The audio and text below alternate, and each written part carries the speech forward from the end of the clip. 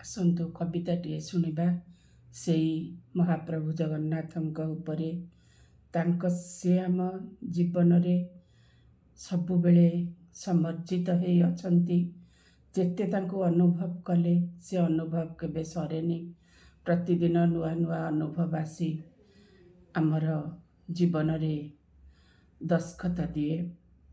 ଆସନ୍ତୁ ଆଜି ଗୋଟିଏ ପ୍ରଶ୍ନ ଜଗନ୍ନାଥଙ୍କୁ ମୋର ଏହି କବିତା ମାଧ୍ୟମରେ ଆଶା ଆପଣମାନଙ୍କ ହୃଦୟକୁ ଛୁଇଁପାରିବ। କବିତା କହରେ କାଳିଆ।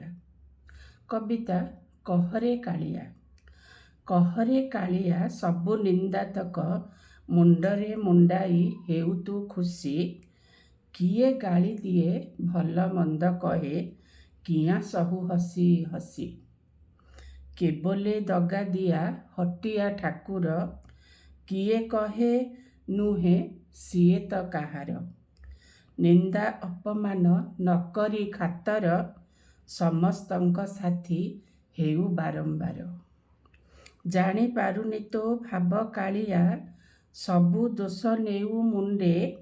କି ଲାଭ ପାଉଛୁ କେମିତି ସହୁଛୁ କହିଦେ ଭଲା ମୋତେ। କହିଦେ ଭଲା ମୋତେ। ରାମ ଅବତାରେ ସୀତାଙ୍କୁ ଛାଡ଼ିଲ ରଜକ କଥାକୁ ଶୁଣି। କୃଷ୍ଣ ଅବତାରେ ରାଧିକାକୁ ଛାଡ଼ି ଗଲୁ ମଥୁରା ନଗରୀ। ଜଗନ୍ନାଥ ଧାମେ ନୀଳାଚଳେ ବିଜେ ଭାଇ ଭଉଣୀଙ୍କୁ ଧରି। ରଥେ ଚଢ଼ିଗଲ ମାଉସୀ ଘରକୁ ଲକ୍ଷ୍ମୀ ସାଆନ୍ତାଣୀ ଛାଡ଼ି। ଲକ୍ଷ୍ମୀ ସାଆନ୍ତାଣୀ ଛାଡ଼ି। କେମିତିକା ତୁମ ବିଚାର ହେ ପ୍ରଭୁ କି ବାର୍ତ୍ତା ଦେଉଛ ଏଠି। ହୀନ ଅବଳା କ'ଣ ପାଇବୁ ଭଜି ଭଜି ଦିନ ରାତି। ଭଜି ଭଜି ଦିନ ରାତି।